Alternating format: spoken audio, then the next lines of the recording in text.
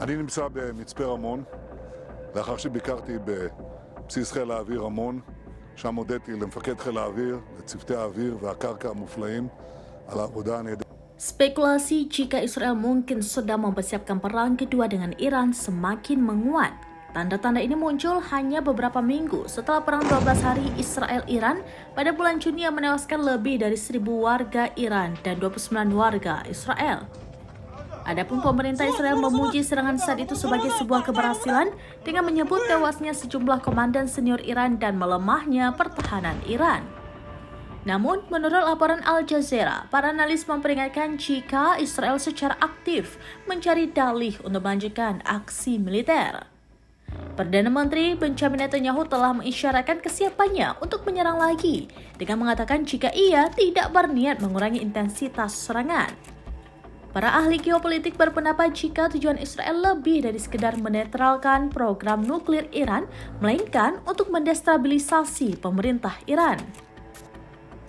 Operasi rahasia Israel termasuk sabotase dan ledakan yang tidak dapat dijelaskan di seluruh Iran terus berlanjut sejak gencatan senjata memicu kekhawatiran tentang eskalasi. Iran di sisi lain menyatakan siap menghadapi serangan apapun di masa mendatang sambil tetap berharap tercapainya kesepakatan nuklir.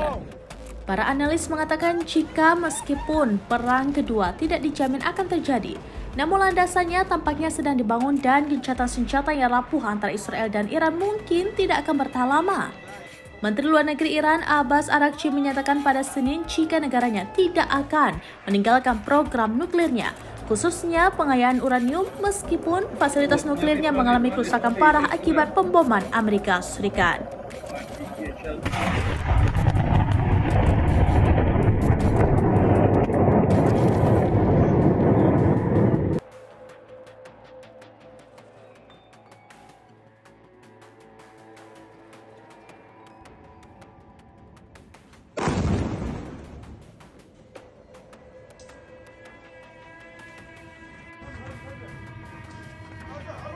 صبرت والله صبرت المطار طاح المطار وين